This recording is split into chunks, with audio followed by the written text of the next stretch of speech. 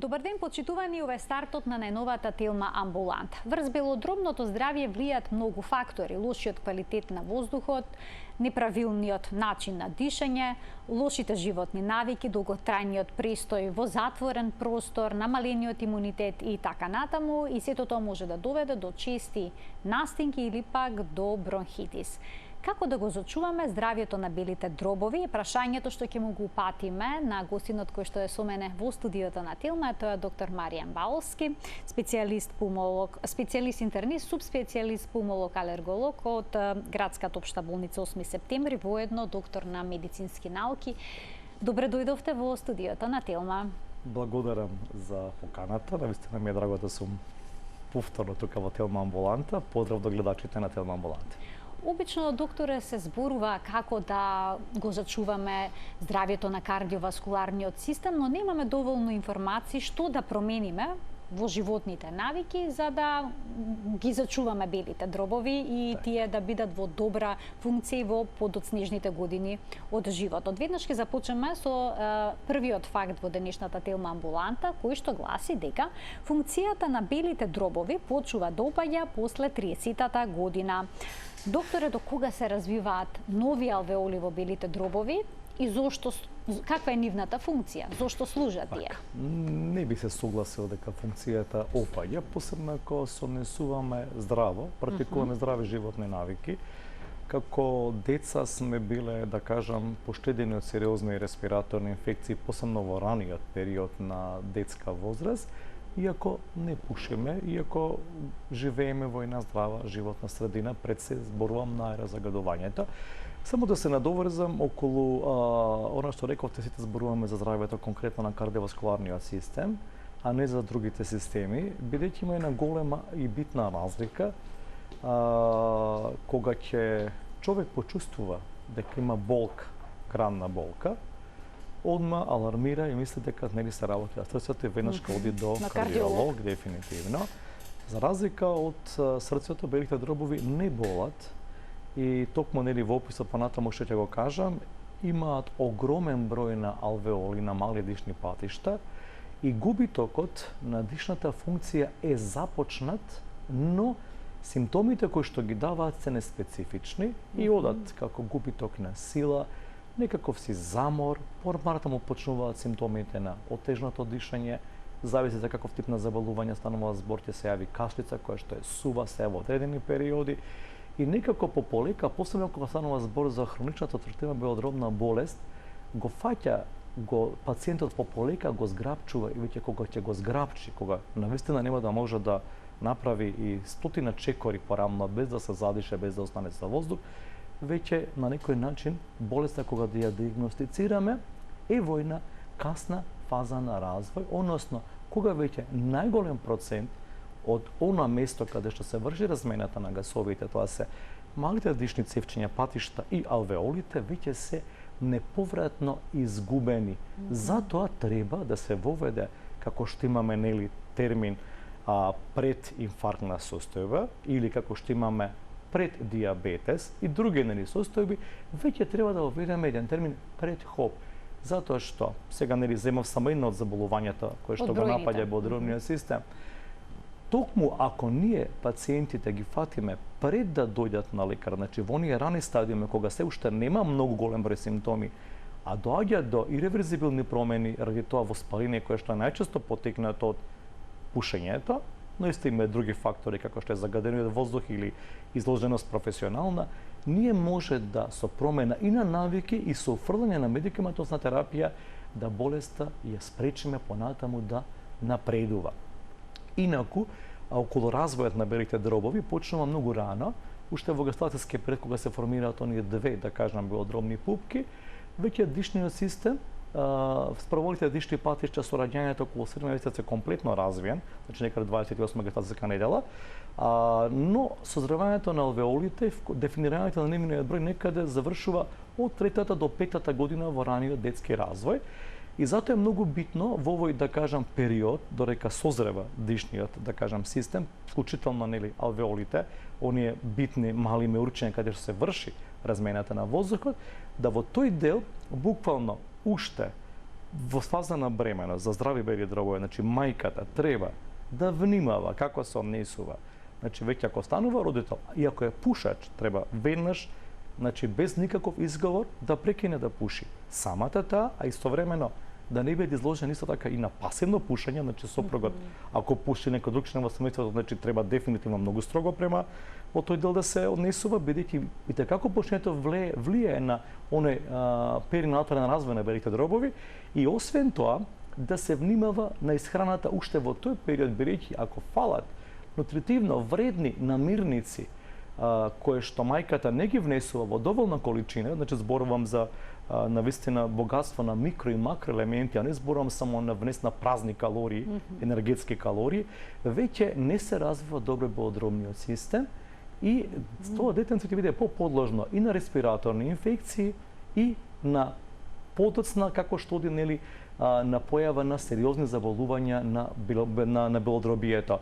Освен тоа, како и на многу битна напомена, ја почитувам, ја препорачувам да веднаш по раѓањето мајката дои, значи апсолутно ексклузивно доење барем од една година и да се дозволи да се детето нели со цел да се спречи понатамошен развој на алергиски заболувања, да не се чува во стаклено звоно од аспект на идеални животни услови, се околу него да биде дезинфицирано, него да се дозволи полека, внимателно да доаѓа во контакт со надворешната средина со цел да го развива оној ТХ1 одговор, да се направи еден баланс помеѓу ТХ1 и ТХ2 со цел да не дојде нели до појава на алергиски заболувања во детската возраст, кои што се премногу чести. Од сите тие причини што ги набрав, прво начинот на несување на родител додека е нели мајка додека е бремена, понатаму отсуство на доање, а понатаму буквално на секој милиметар стерилни услови без да кажам допир со ова да кажам микроорганизми и како што реков повторно ќе спомнам, внесот на првиот контакт и предпочитам, ако нема контраиндикации за тоа, да се дечињата раѓаат буквално нормално, значи преку породилниот канал, бидејќи допирот кој што ќе го направат со микроорганизмите, оној значи прв внес на микроби кои што се битни за неговиот цревен микробиом и како влијае понатаму и на пулмобиомот и понатаму влијае на равнотежа помеѓу ТХ1 и ТХ2 одговорот. Значи клучи се моментите уште во фаза нели пред да се роди и понатаму клучи се дефинитивно. Првите години раното детство. И чувањето од сериозни вирусни инфекции, значи од тој аспект избегнување на големи собери, избегнување на групи, бидејќи сочувувањето од сериозни вирусни инфекции навистина понатаму гарантираат еден убав развој на здрави бели дробови кои што понатаму ќе служат нели цел живот.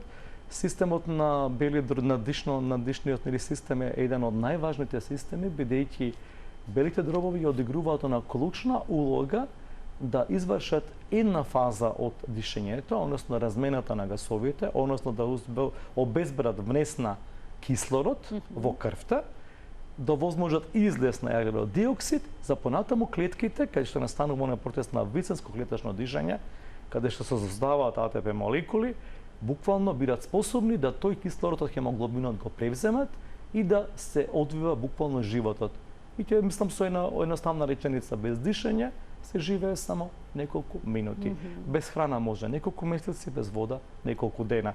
Така да многу е битно да се сочуваат здрави белите дробови, навистина, бидејќи тогаш ни е гаранција правилната размена на гасови, дека ние ќе имаме добар живот и во тек на младоста, и во тек на средната доб или зрелоста која ќе бидеме, бидејќи кога доволно кислород стига до срцето, кога стига доволно кислород до мозокот, кога сите органи се оксигенирани како што треба, и се сочувува и другото целокупно здравје во човечкиот организам. Докторе, од што зависи силата со која што вдишуваме и издишуваме и дали е точно дека со годините таа се намалува? Вака, силата на вдишување кај еден нормален здрав човек, самото дишање е неволна работа, ние може волно да влијаеме врз него, да кажем да прекинеме да дишеме соодветен пред кога гњуриме, но сепак не може тоа да биде до бескрај, бидејќи центрите кои се наоѓаат и кои што ја контролираат, да кажам, работата на дишниот систем, се наоѓаат во мозокот, во мозочното стебло, мостот и продолжениот мозок, А на периферија, значи на ниво на крвни садови има хеморецептори кои што приметуваат дека нешто се случува со престалните притисок на гасовите, посебно на јаглерод диоксид и на кислородот. Така да кога е едно здраво тело, ние не го контролираме дишењето и кога нели сме надвор некоја заболување и отприлика некаде околу 12 до 16 пати зависи нели од кондицијата на телото е број на респирации во една минута. Самиот акт на дишење се состои од два дела, вдишување и издишување. Вдишување кога се внесува богат со кислород воздух, издишување кога се издишува богат со јаглерод диоксид, нели да кажам воздух. Во функцијата главна на задишењето, белите дробови тука се пасивен орган. Кај нивни но еластичен пасивен орган, како една вид на сунѓер кој што лесно се проширува, а се проширува лесно бидејќи тие голем број на мноштва мали меурчиња се обложени со една течност која што се вика сурфактант и најголема улога помош тука дава диафрагмата како еден мускул кој што ја дели прво стомачната од гранната празнина и кога се контрахира го издолжува гранниот кош, да кажам, надол, го проширува, го зголемува обимот. Белите дробови така го зголемуваат нивниот волумен. Истовремено се обвиткани белите дробови со марамица, плутна марамица, плевра, со два листа, меѓу кои што има многу мала течност која што невозможува триење. И сега лесно, бидејќи се станува негативен притисок од натре во гранниот кош, многу лесно, без никаква акција, се вдишува воздухот, односно се полнат белите дробови, кај зборам нормални бели дробови здрави.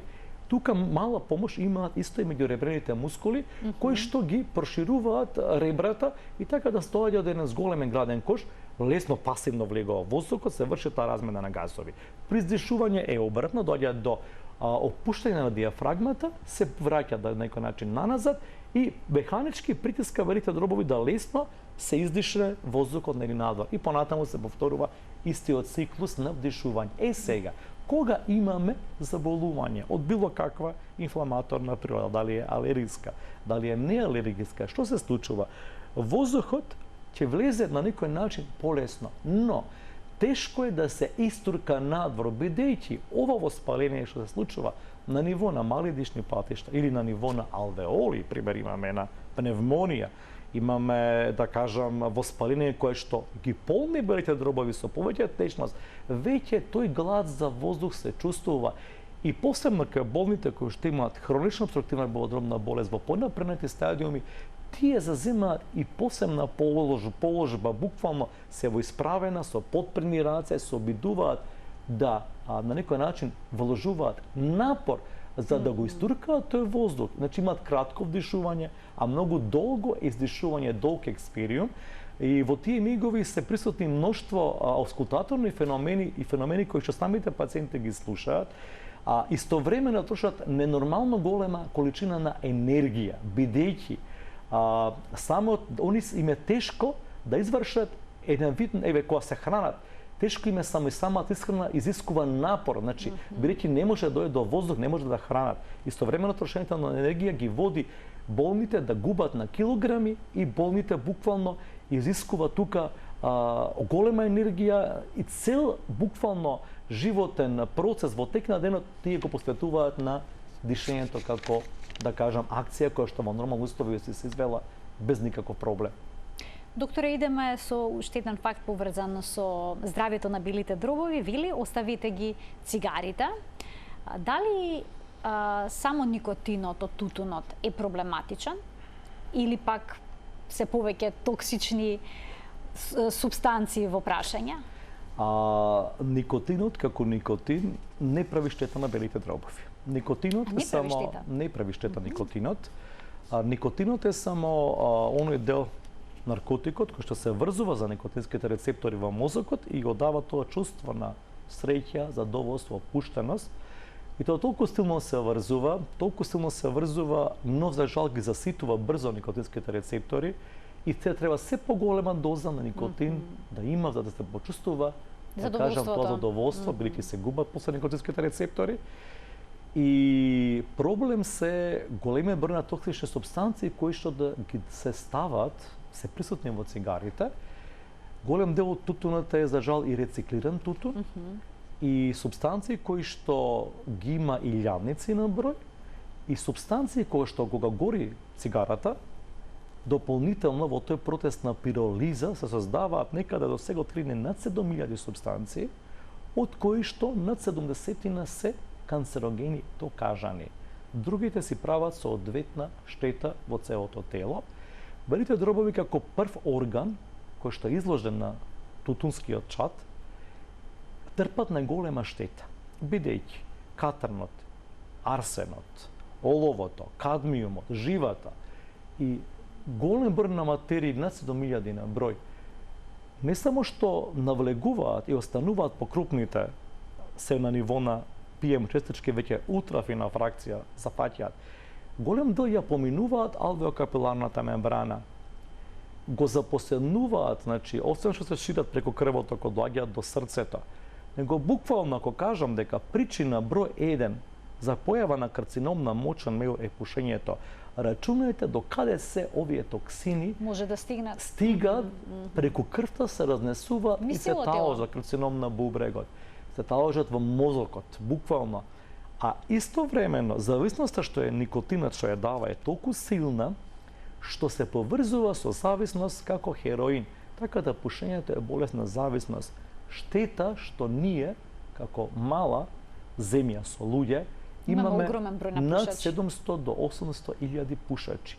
Навистина е штета што... Едно од водичките земји во Европа. Навистина што ние премногу како родители вложуваме кога не се малечки дечињата, а и понатаму кога почнуваат со образовен процес да ги набилдаме со информации, да научат странски јазици, математика, физика и така натаму, што не велам дека е лошо, а не насочуваме внимание ниту ние како родители, како број 1, примарно, а понатаму во школа, каде што одат, тука е главната улога, бидејќи, како што спомнавте, се развива белодробието и зависноста е тука најголема. Се почнува од радозналост, да бидам да бидам со другарите, да бидам модерен, и лесно, многу лесно, посебно денешните цигари, кој порано кога имало во наводници, велам, кога цигарата имала тутун лисни, дека била здрава навика тогаш, требало многу подолг период да се направи таа зависност. Сега додавањето на голем број на адитиви, пошто да бидеме реални, се користи осиромашен, тука нема да шчетам зборови, не сакам да исплашам некого, само чисто споделувам факти, се користи лош тутун, буквално, посебно за посиромашни земји, бидејќи цигарата секаде кошта премногу, само кај нас е на некој начин лесно достапна, а да биде лесно достапна, тој квалитет не е квалитет. Да го збогата квалитетот на цигарата се дават голем број на хемиски адитиви, кои што ја засилуваат врската, зависноста, освен никотинот, уште со голем број дополнителни субстанции, кои што го даваат тоа чувство на задоволство и понатаму многу е тешко да се прекине тој маѓепсан круг и навистина ретко, иако постои, пушачите можат да секогаш да го остават цигарите. Затоа еден апел до слушателите на емисијава, без разлика која возраст се, фрлете ги цигарите.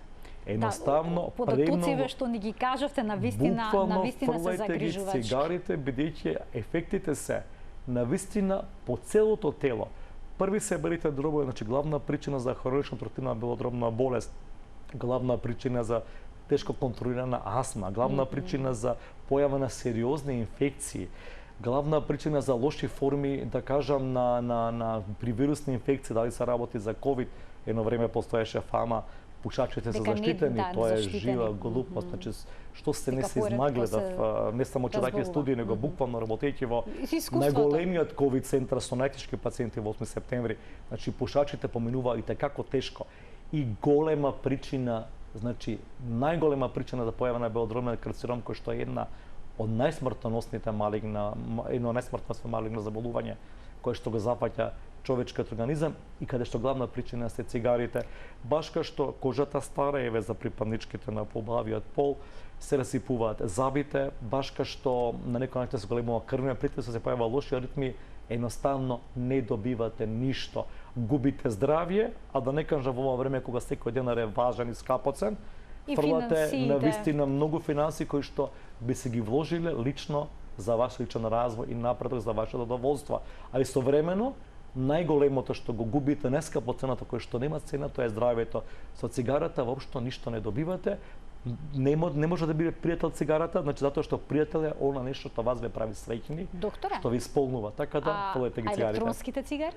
Исто се штетни, Исто? бидејќи таму, за разлика од другите цигари, има само никотин, но сепак дополнителните адитиви кои што го додаваат како елементи, тоа нека биде еден преоден можеби период што не би го препорачал, но ако пациентот не може веднашка да се слободи од зависноста, нека преди. Или сега што модерни тајко цигари каде што помалку е согорувањето на да кажам на самиот тутун и дека како помалку штетни супстанции. Нема убавина во тоа. Најдете друг начин. Возможно е да се откажете од цигари, одберете период, прво поставете си рок, да најпол до гледачите, рок дека, но да не биде предолг. 2 недели до месец, месец и половина, дека јас се направам се да го откажам пушењето. Размислете на вистина, бидејќи се работи за вас, за вашето здравје. Не се работи за нешто помодарство, воопшто не е и да практикувате навика која што го уништува вашата нескапоста на здравјето, бидејќи тогаш на вистина се заштитувате сопреки на пушењето од сериозен број на болести, ефектите се веднаш. А треба само од 10 дена до 2 недели да се слободите од никотинот. Толку малку? Толку треба малку, значи да си имате јака волја, силна. Понатаму, веќе е она врска што се ствара психичка, да кажам, помеѓу пушачот и цигарата. Со кафето мора мутринска цигара. Со пријателот претелката цигара, буквално. Само после веќе силата на волја е толку силна да не практикувате и да знаете. Едно димче е доволно да велиме дека имаме, лапс, а и на цигара веќе е лапс и повторно почнува целата приказна повторно, затоа што цигарата е навистина модерно зло кое што е општествено широко прифатено.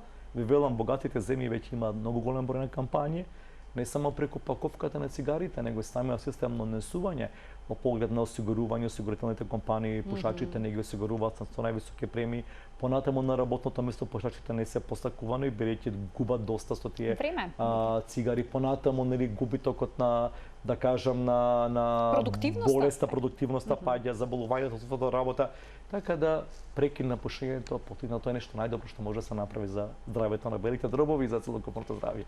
Ајде сега уште нешто ќе проговориме поврзано со здравјето на белите дробови. Ова ме изненади, докторе, што го прочитав. Редовно и убаво чистете ги килимите. Точно ли е дека во нив се задржуваат многу микроорганизми кои што може да направат проблем со белодробното здравје? Јас би ги трнал килимите комплетно станови. Велат паркет само да има во домот? Паркет, дрвен пот или плочка, зависи од некој како се условите на грење се. Апсолутно трнете ги килимите. Без разлика од каков материјал се направи? Без разлика каков материјал се, колку и да делува, за некој нели делува можеби ладно таков стан, приметувате сите во секаде во стил развиен свет, никој нема килими по домот. Без разлика дали се килимите волнени, дали се антистатик, дали се не знам какви. Апсолутно тргате килимите. Тоа се депонија на микроорганизми, како бомба, бидејќи често имаме и навика, да кажам, сите влегуваме облечени во становите каде што живееме. Второ, значи лесно носиме патогени микроорганизми, бидејќи морам да го кажам и тоа за жал, не ни е чист градот. Секој втор со било каква болештина приметувате плука по улици. Микроорганизмите живеат и денови, зависи за што се работи. Значи ние со кондурата ги внесуваме дома. Колку и да имаме средства адекватни за чистење и усисевачи од било каков калибар, сепак не може да чистиме се. Прво. Второ, во килимите се гнездуваат микрокрлеши, дерматофагоиди, кои што се присутни и кои што, кај одредена група на луѓе, прават невидени размери на појава на дразба, односно, посебна категорија атопска процедура што има луѓе да развијат во почетокот алергиски рит кој што е целогодишен, бидејќи тоа се алергени од затворен простор, а килимот ни представува резервоар на тие алергени буквално и да луѓето кои што имаат посебна алергиска заболување или посебно посакочуваат домашно мелениче кое што исто така со нивниот епител влакната кои што ги создава на килимот, понатаму нели од лига кој пушти материјал. Значи имаме една бомба, една нечистотија. Мој совет, тргајте килими, тргајте завеси.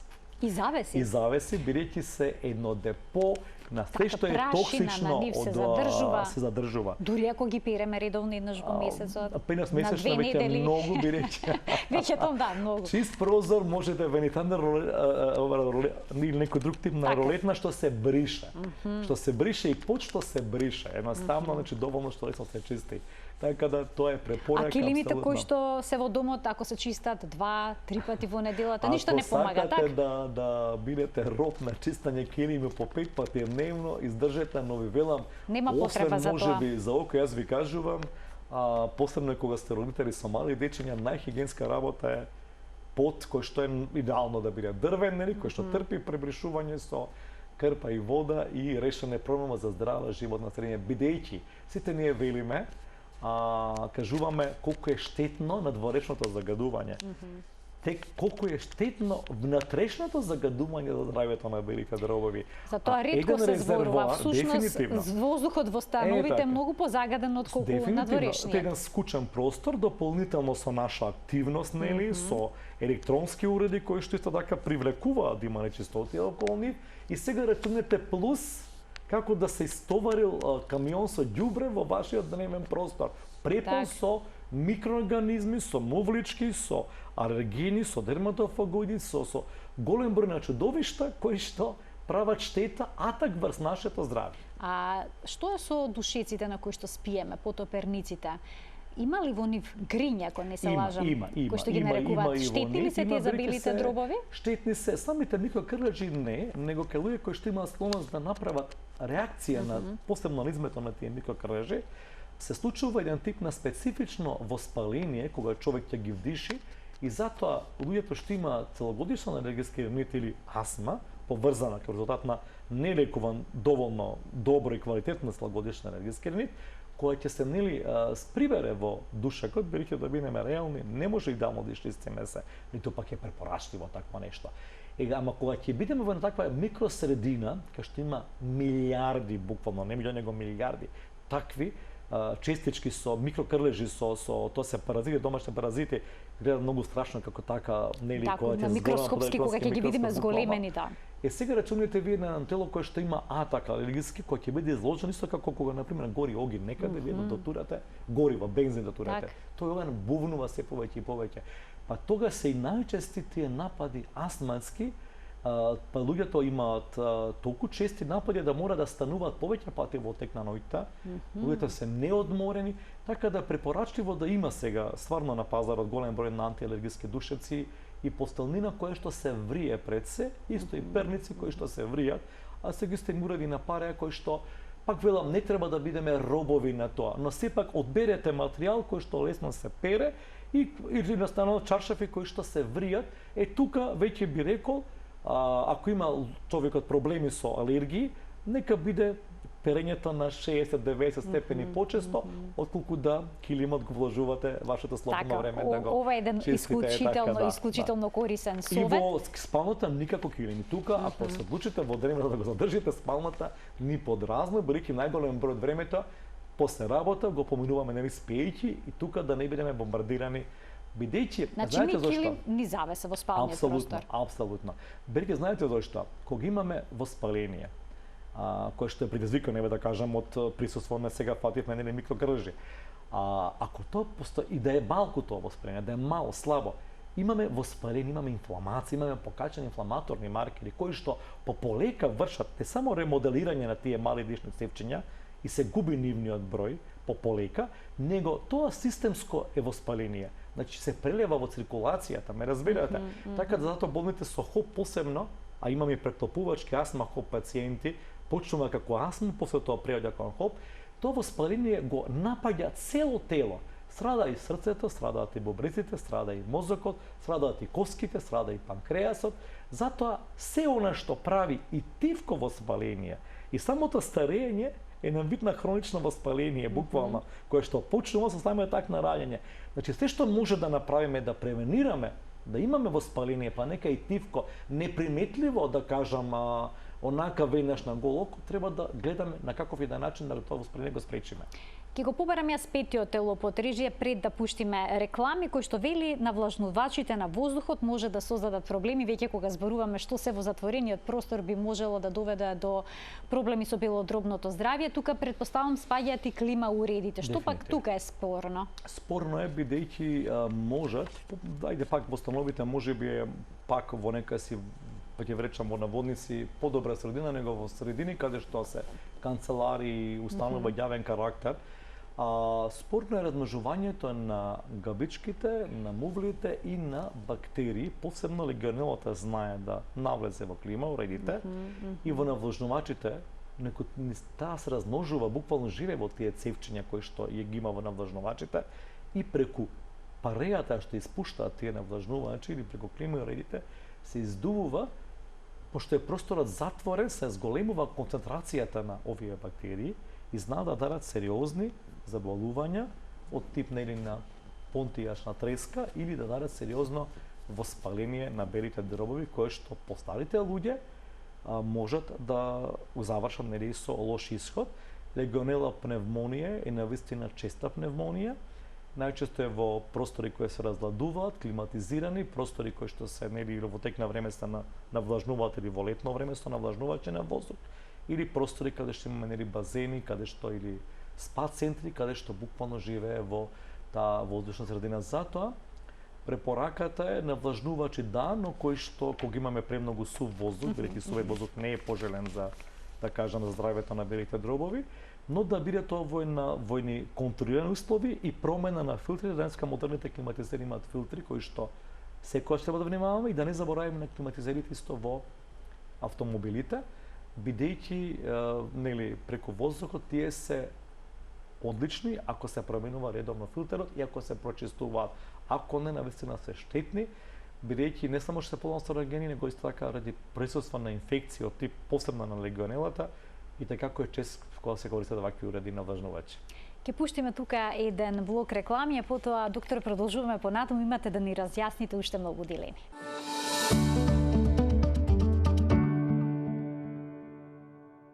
Денешен гостин во студиото на Телма ни е доктор Маријан Баловски, пулмолог-алерголог, доктор на медицински науки од Градската општа болница 8 септември. Со него разговараме на тема како да го зачуваме белодробното здравје.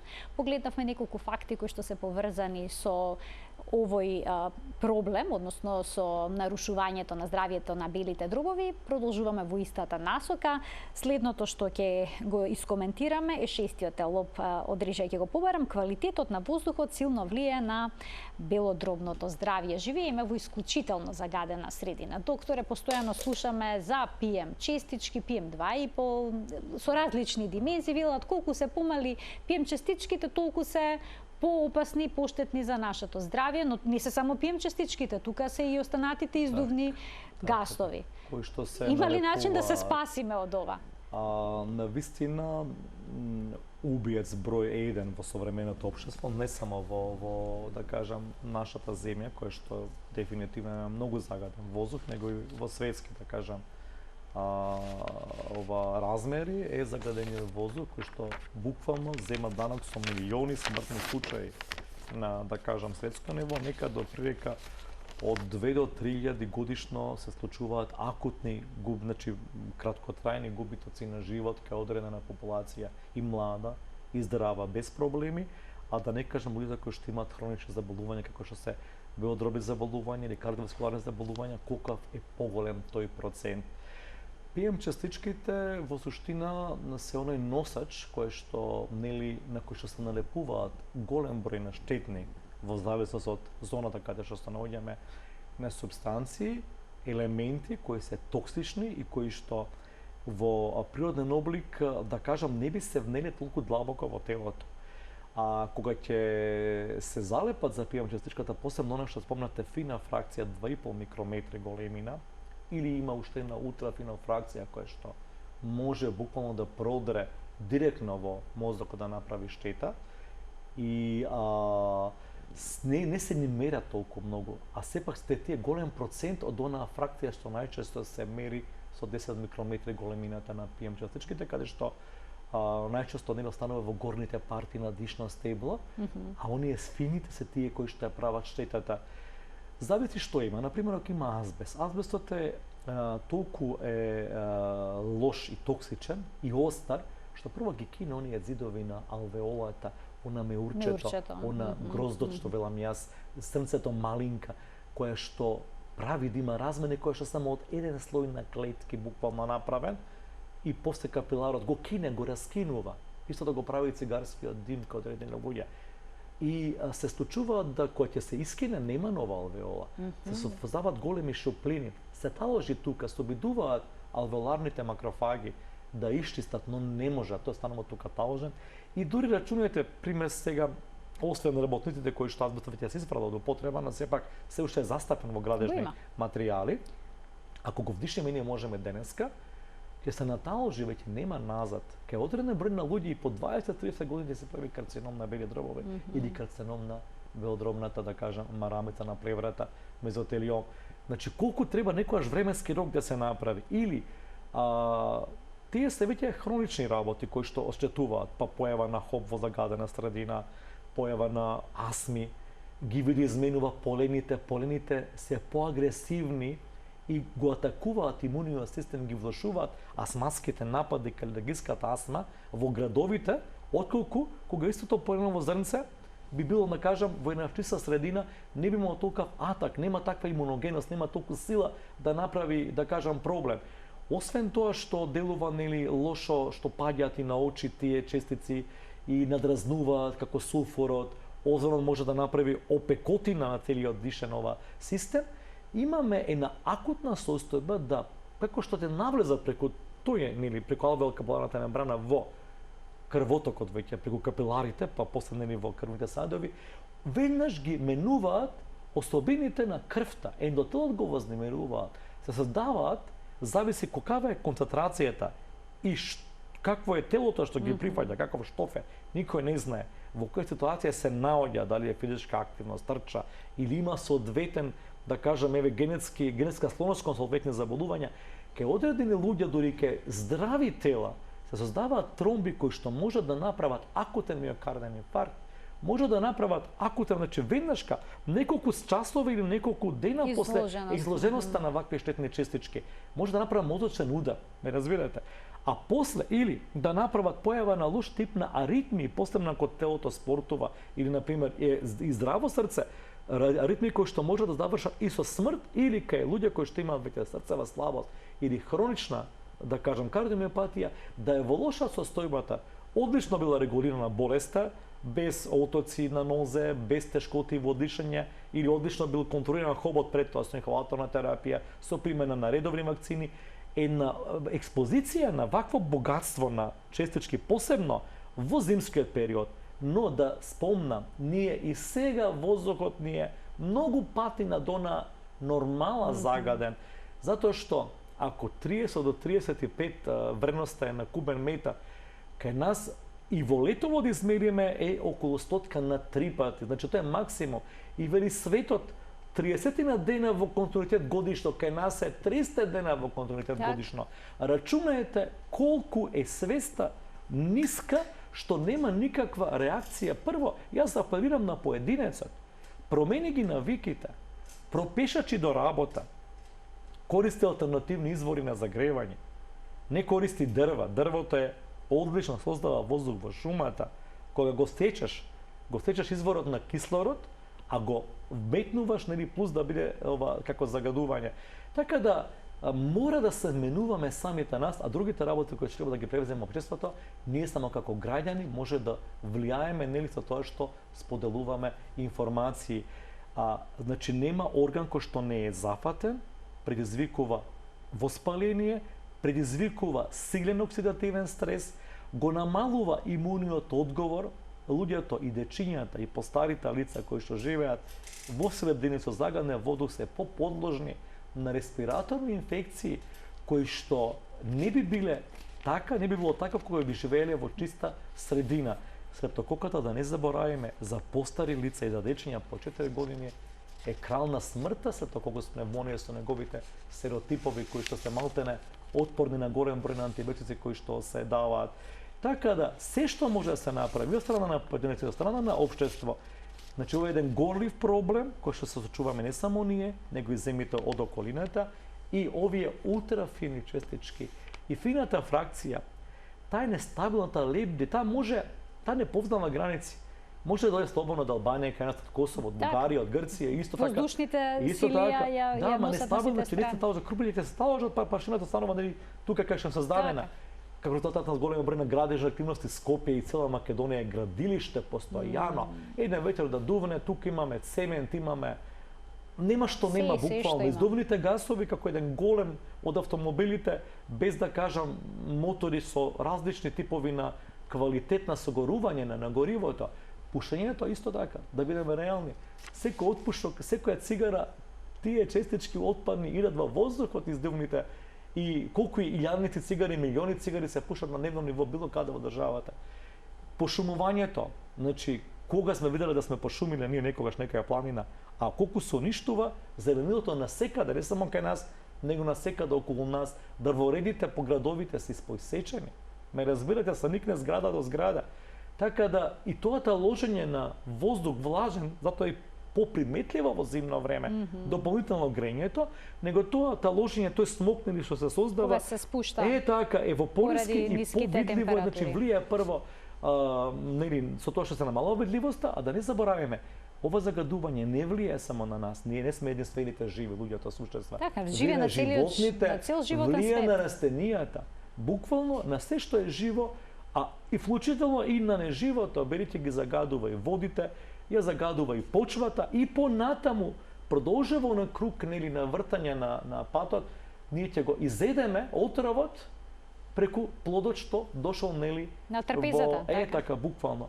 Така да многу мора да се внимава и стварно да сериозно се презема мерки и на ниво на поединец и на ниво на општество да тоа се избориме, бидејќи убиец број 1 буквално од во современи начин на живење. Ние може да биреме каде ќе купиме млеко, месо, патлиџан, нели, ама воздухот каде ќе го земеме за сега има нели препораки за прочистувачи во домашна средина што исто така премногу помагаат, но се ни е зално берејќи нашата активност не е само да бидеме дома затворени. Апсолутно, излегуваме постојано дома. И ги споменавте месото, јајцата, плодовите на трпезата, дали храната влијае врз белодробното здравје, која храна би требало да ја користиме, еве да го погледнеме и 8-миот елуп кој што вели зголемете го внесот на витамин Д. Зошто е важен витаминот Д за белодробното здравје? Витаминот Д е повеќе од витамин, би рекол хормон, така. Дефинитивно, кој што е многу битен за голем број на процеси во телото. Првична зона рамнотежа помеѓу калциум фосфор, нели, да кажам, бидејќи битна за да се ресорбира калциумот и да се вметне во коските. И имаме една пандемија од недостиг на витамин Д на светско ниво, бидејќи преку на негова, да кажам, форма 25 хидрокси, да кажам, хорекалциферол, кој што е биолошки неактивна, но битноста на витаминот Д е она имуномодулаторна која што ја има и за која што за да дојде до израз треба да биде над соодветни концентрации на оние препорачани кои што некаде во зависност од мерната лабораторија е над 75, да кажам, наномогли на литар во крвта. Значи не сме да биде кон долните референтни вредности. Никако кон долните, затоа што тогаш се сочува на само, да кажам, она хомеостата која што има врз калциумот и нели за остеопорозата, прво остеопенија, после остеопороза. Така да, за жал, иако е витамин кој што може да се создава под влијание на сончева светлина, и ние имаме голем број на сончеви денови, но а користењето на заштитни средства за заштита, буквално, нели, или исто така како најсложен дел, пошто сонцето не е тоа што беше истапувано за наврата, премногу има штетни зраци, ради уништувањето на озонот како заштитен, да кажам, газ во високите слоеви на атмосферата. Ние користиме заштитни креми доста и не може да се создаде по природна така да горе, значи голем процент мора да го внесуваат, а истовремено присутните хронични заболувања, како хронична обструктивна белодробна болест, како диабетесот, исто и дебелите лица, затоа што е витамин што е раствори во масти, го врзува буквално во тоа депо на масти и тој не е достапен. А важноста се гледа бидејќи витамин Д, активната форма која се создава во бубрегот, присуството на, за да се поврзе нешто, нели мора да има рецептор. Буквално не постои орган во телото и клетка. Ќе спомнам Т клетката, Б клетката, макрофагот, моноцитот, јадрото на сите клетки. Значи јадрото каде што се создаваат оние информации, што треба да прави сега клетката, има на негова, да кажам, мембрана, јадрена мембрана, витамин Д рецептор. Се поврзува витаминот Д. И што прави? Зависи што треба. И буквално самите клетки, ако сакаат да имат потреба, еве да кажам случува некоја инфекција, било што, за да нема голема штета по телото, да нема хиперимун одговор, токму витаминот Д ги исполјува, ги истакнуваат овие рецептори и витаминот Д од циркулација во активна форма се врзува и веќе почнува онаа каскада на создавање на информации. Сега нуклеарниот фактор КПБ е доста битен, кај што вели овдека не смее да направиме премногу штета. Треба да има одбрана против, еве да кажеме, некај инфект. Тоа беше актуелно, нели со SARS-CoV-2 сега, кога овде настанавме свесни за витаминот Д и да се понатамо. Значи да има имун одговор, да може клеткиве да изреагираат дека се случува некоја наезда, некој напад, еве нека обична пневмонија, нека штета да кажеме еве како хоп како инфламација, но да не биде таа штета преголема, ама да биде адекватна да се избори телото. Исто при алергиите, астматичари кои што има друг тип на воспаление, ако има недостигнат витамин D3, ти има чести и лошо контролирани астматски напади. Исто и со хобот. Така да витаминот Д има многу повеќе улога од витамин и за жал треба да се врши негово надополнување кое што треба да биде не на своја рака, него да се проверат нивоите и под контрола на лекар. Знаат моите пациенти, сигурно има некои што ме слушаат, кај колку нив сме открили недостиг на витамин D3 и после извршена субституција и контрола и нормализирање на вреносите, колку се и подобриле симптомите кои што нели ги имале во склоп на основното заболување.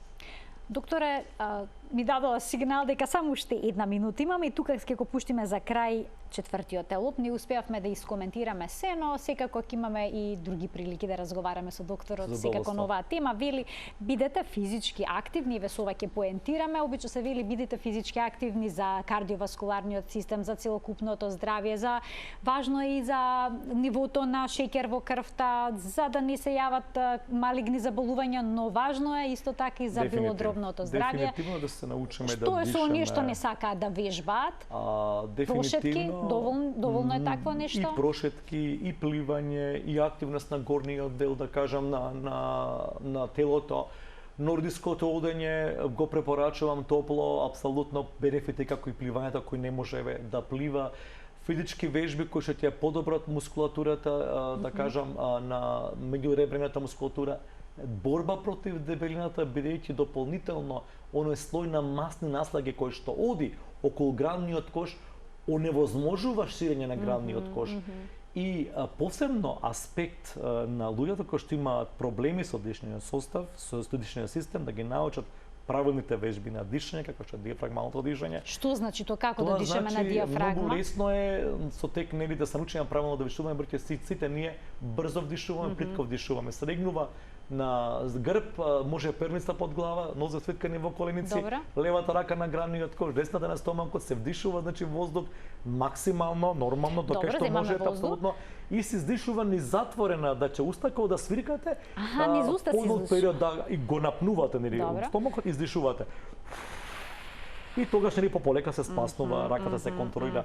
Значи обавезно посетување на центри за рехабилитација, таков има Завод за респираторна медицина во Тешево со препораки, можете на матични лекари кратко време да ги научат респираторните вежби. А за сите останати кои што немаат проблеми со белите дробови, дефинитивно секојдневно спортување каде што ќе биде активен горниот дел и внес на микронутриенти кои што ги има во изобилие во свежото овошје и зеленчук.